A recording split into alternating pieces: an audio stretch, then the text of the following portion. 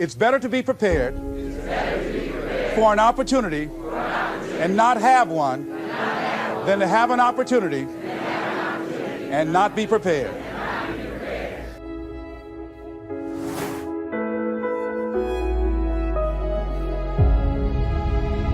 You see, when you're not pursuing your goal, you are literally committing spiritual suicide. When you have some goal out here that you're stretching for and reaching for that takes you out of your comfort zone, you'll find out some talents and abilities you have that you didn't know you have. I started speaking just to elementary school kids because I knew they didn't know what I was talking about. And they gave me all kind of standing ovation. We like you, yeah. Then I graduated up to junior high school and then to senior high school and then to various community groups and church groups and civic associations and then to colleges and to businesses. Now I'm traveling across the country and then traveling nationally and internationally. But I never would have discovered what I'm able to do right now if I wasn't willing to take a chance. And you've got to be willing to do that. You've got to believe in yourself. A lot of people love me to tell this story. When I got out of school, you know, my first major goal was to buy my mother a home, and my hero in broadcasting was Paul Hobby, and I wanted to become involved in broadcasting, and I loved the disc jockeys that were on the air, and I wanted to become a disc jockey. See, so I started working to develop my communication skills and expand my vocabulary. I started visualizing myself being a disc jockey. I saw myself on the air having a talk show and playing records and people listening to me. That was my vision. That was my dream. I held that in mind constantly, and I would practice all the time. Practice makes what? Absolutely not. Just dislodge that from your mind. Practice only makes improvement. Perfection doesn't exist. You need to take it out of the dictionary. It doesn't exist. Practice only makes improvement. You can always better your best. You have not done your best work yet. As long as you're here, you have a chance to transcend yourself. So don't believe in perfection. It doesn't exist. It only makes improvement. So I would practice every day, every day, every day. And finally, I went over to this radio station, asked a guy for a job named Mr. Butterwall, and I said, "How you doing, sir? I'd like to get a job." I was working on Miami Beach at the Fontainebleau Hotel at the time. Jackie Gleason and the June Taylor Dancers were famous. And my favorite program on television, most people would not remember, John Beresford Tipton. "Hi, my name is Michael Anthony. I have a check for $1 million. How many of you remember that program, all right? The Millionaire, that was my favorite program on television, you know. So this is my fantasy, you know, and every time we would drive from Miami Beach, I would fantasize, oh, that's the house. When I get my million, I'm going to buy my mother that home over there. So that's my fantasy. So I went up to Mr. Butterball, and he said, "Do you have any radio experience?" I said, "No, sir." "You have any background in journalism?" I said, "No, sir." I said, "But I can never get experience if you don't give me the opportunity. I've been practicing a lot, sir." He said, "I'm sorry, we don't have any job for you." I said, "Thank you, sir."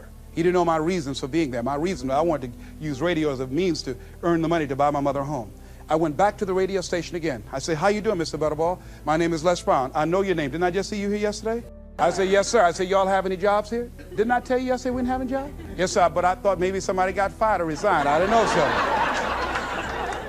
I went the next day.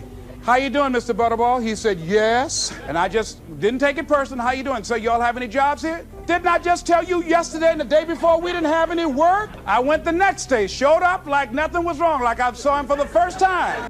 "How you doing, Mr. Butterball? Y'all have any?" He said, "Boy, make yourself useful. Go get me some food."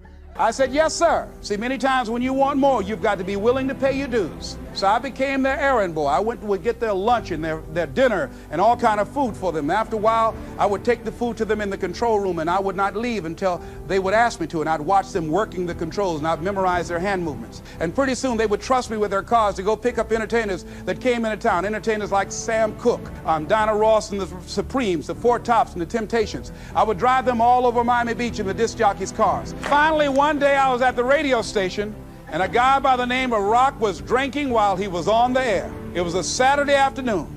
I was the only one there.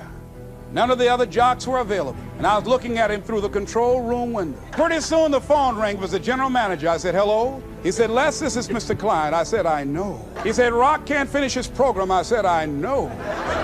He said, "Would you call one of the other DJs to come in?" I said, "Yes, sir." I hung the phone up. I said, "Now he must think I'm crazy." I called my mom and my girlfriend Cassandra. I said, "Y'all come out on the front porch and turn up the radio. I'm about to come on the air." I waited for about 20 minutes and I called him back. I said, "Mr. Klein, I can't find nobody." He said, "Young boy, do you know how to segue the records?" I said, "Yes, sir." He said, "Go in there and don't say nothing here." I said, yes, sir. I couldn't wait to get behind those controls. I put the headphones on. I said, look out, this is me, LB, Triple P, Les Brown, your platter playing papa. There were none before me and there will be none after me. Therefore, that makes me the one and only. Young and single and love to mingle, certified, bona fide, indubitably qualified to bring you satisfaction, whole lot of action. Look out, baby, I'm your love man. I was hungry. It makes you feel better when you are able to have charge of your destiny, doesn't it? Gives you a good feel. It gives you choices. You can do more things. Living a dream, changing your life, is hard. It's hard when you lose all your money, when you've given it the best that you have, when you have some major setback. It's hard. When a doctor looked at me and said the 3 horrible words no one wants to hear, you have cancer. It was hard to mobilize my mind and spirit, to listen to tapes and music and read scripture and be around other people and seeking out other prostate cancer conquerors to believe that I could do this. It was hard. Never forget, my son said, Daddy, are you going to die? Why are you asking me that? You're not going out much. You're not the bubbly personality that I know you to be. You're not talking much. You're spending a lot of time in the room by yourself, Dad. Are you going to surrender? Are you giving up? Are you going to let that doctor's opinion become your reality? Will my daddy see me graduate? Yes, son, yes. I'm going to fight. No, I don't think it's my time yet. I'm going to see you graduate, but more than that, I've got some other things that I'm going to do with my life. And I thank you for asking me that. But I must tell you that I'm scared. I'm scared. And I've never been in this situation before. It's been easy for me to talk to people and encourage people when they've had challenges in their lives, but it's me. And I don't feel less than a man in admitting this to you. Yes, I'm scared. And I need some help. See, life is hard, and there are some moments in life when you're going to need some help. You're going to need somebody to speak to you. You're going to need somebody to say something to you. I have a friend of mine, Willie Jolly, who's a motivational speaker. He said, a setback is a setup for a comeback. I had to listen to Willie's tapes. I have another friend, Kevin Brace, who's a speaker. He said, Les, come on, man, you can do this. You can make this happen. You can hit a home run. It's a done deal. You are Les Brown. That cancer's got to get out of your body. I said, talk to me, Kevin, talk to me. That's what I need to hear. I needed to hear those words. I don't care who you are. Many people won't allow themselves to ask for help because of pride. Pride cometh before a fall. Because of ego. Ego means edging God out. No, ask for help. Not because you're weak, but because you want to remain strong. And ask for help and don't stop until you get it. I'm here because a lot of people helped me. I'm here because a lot of people believed in me at a time when I was struggling to believe in myself. The other thing is, let us say together, it's worth it. Yeah, see, I think, and write this down, you got to find 5 reasons that will make it worth it for you. 5 reasons. What will make it worth it for you?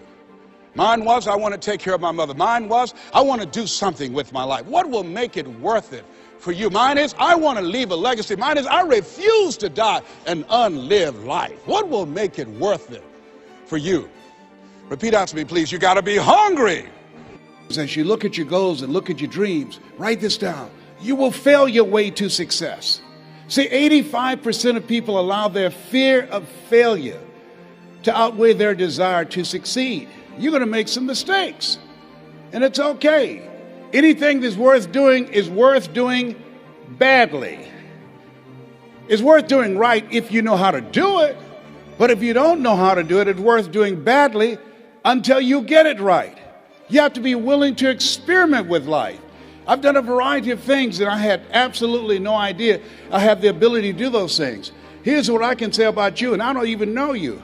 You've got greatness within you, but you will not discover your greatness in your comfort zone. You've got to be willing to get outside of your comfort zone, because in order to do something you've never done, you've got to become someone you've never been.